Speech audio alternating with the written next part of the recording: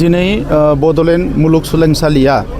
जि मोनसे अडिटोरियाम हास्थायबाय थादोंमोन जि अडिटोरियामखौ लुनायनि मुङाव आगोलनि सरकारनि समाव कन्ट्रेक्टरा वालखौ होनानै गारनानै दोनदोंमोन बेखौ जोङो उनाव थिक खालामनानै रिडिजाइन खालामफिननानै लुनानै बरननाय जाबाय आरो सानसे उनाव फैगौ 16 तारिखआव बिथांमोना कनभकेसन दङ आरो कनभकेसननि सिगां दिनै बेखौ बेखेवनाय जाबाय आरो जोबोद मोनसे समायना अडिटोरियाम दिनै बड'लेण्ड इउनिभारसिटिया मोननो हाबाय आरो बे अडिटोरियामखौ लुनायनि उनाव इउनिभारसिटिनि जि इनफ्रास्ट्राक्चार बेयो आरो आगानसे आवगायलांबावबाय आरो इउनिभारसिटिनि स्टेटासा जोबोद जौगाबाय आं बेखौ नुनो मोनदों जों मिजिंथिदों जे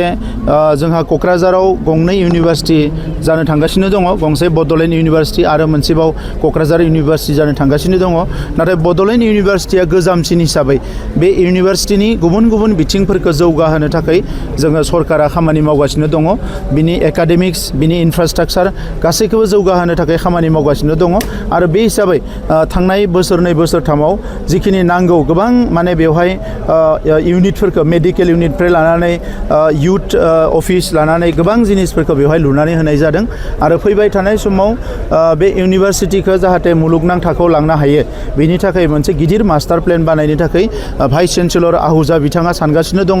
खमसे खम 100 करोड़नि माखासे